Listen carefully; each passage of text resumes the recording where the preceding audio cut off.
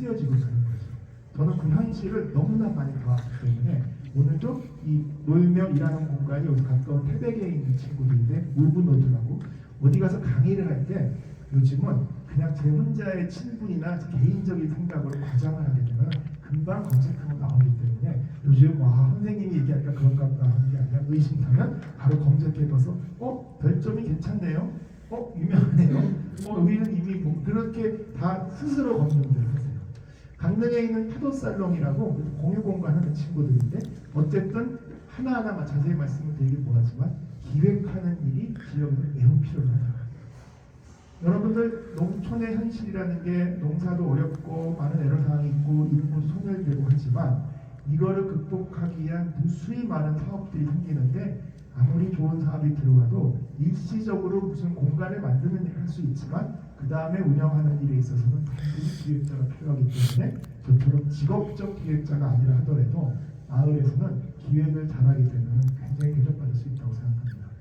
꼭 이 마을이 아닐 수도 있잖아요. 좀 약간 좀 서운한 얘기일 수도 있겠지만 교육은 영월에서 교육받고 정착은 정성가서 할 수 있는 거고 운항리에서 교육받았는데 그 무릉도원면에 가서 정착할 수도 있으니까 이 마을을 기반으로 말씀드리는 건 아닌데 감히 솔직히 저의 명예를 걸고 말씀드리지만은 당분간 우리나라의 농촌에서는 여러 가지 촉진 사업들이 많이 있을 거라고 생각을 하기 때문에 촉진 사업이 뭐냐 하게 되면 뭐 다양한 개발 사업, 조성 사업이 있는데 정말 옆에서 봤을 때 안타까운 게 우리 마을에 47억 들어와 있는데요. 지금 예를 몇 년 전에 이 예산이게 되면은 강원문화재단의 1년 예산보다 훨씬 많거든요. 그런데 저는 거기에 아무리 대학 교수고 그래도 주민이니까 이게 또 지역의 권력이 있는 거예요. 제가 아무리 밖에 나가서는 자문을 해도 동네에 오는 최연소 막내 그래가지고 이장님 뜻대로 가야 되는 것도 있는데 다행히 사이가 좋으니까 같이 했지만 기획자가 정말 저의 절절한 마음이 얼마나 반영되는지 모르겠지만 꼭 이 중에 계시게 되면은 한번 잘 도전해 보시면 좋을 것 같아요. 두 번째가 이제 예술하는 친구 없다고 하니까 할 말씀은 없지만 그래도 뭐 음악, 미술, 연극, 영화, 뭐 디자인 뭐라도 예술하는 친구가 있으면요 그 사람이 그 마을에 어떻게 최적화하는 역할을 찾느냐에 따라서 정말 대체가 불가능한 인력이 될 수 있어요. 우리 마을 끝에 홍대 디자인과 교수님이 한 번 오셨는데 지역 주민들은 그냥 홍대 교수라고 하니까 그림 그리는 사람인 줄 알고 간판 그려달라고 그러고 문태 만들어달라고 해가지고 묵묵히 만들어주세요. 또 여러분 아시다시피 예술이라는 게 고전적인 의미가 아니라 어떤 분야의 조예가 깊거나 솜씨가 좋아도 굉장히 지역에서 할 일이 많아져요. 저희 마을에 오시게 되면은 이화의 월백하고라고 하는 작은 카페가 있는데요.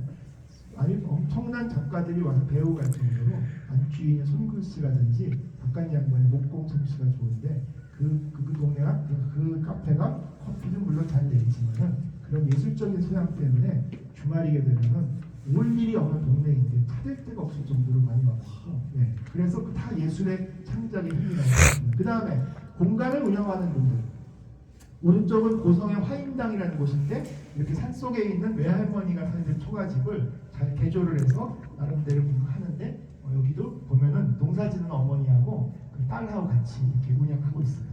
왕곡마을이라는 데 안에 있는데 1인 독채 민박 형태를 운영을 하니까 와서 동시에 숙박도 하고 뭐 이렇게 차도 마시고 하는데 아주 핫한 곳이고요.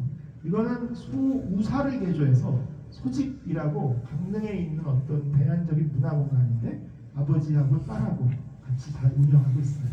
이런 거 다 나중에 필요하시면 제가 리스트를 드릴 수 있는데 틈틈이 시간 나시면은 여행 삼아서 가보기도 하시고 또 이런 어떤 사진을 통해서 아실 수도 있겠지만 주인장하고 얘기도 해보고 미리 오시기 전에 충분히 검증을 해보고 들어오시는 게 저는 대단히 중요하다고 생각합니다.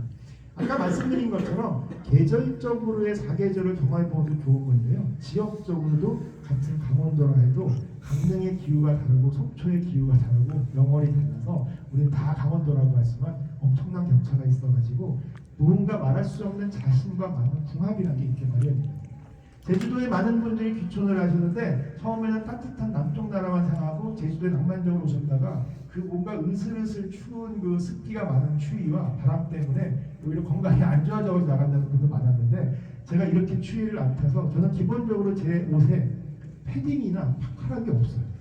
그냥 후리스 정도 하나 입고 다니는데 제주 시내에서 패딩을 샀잖아요.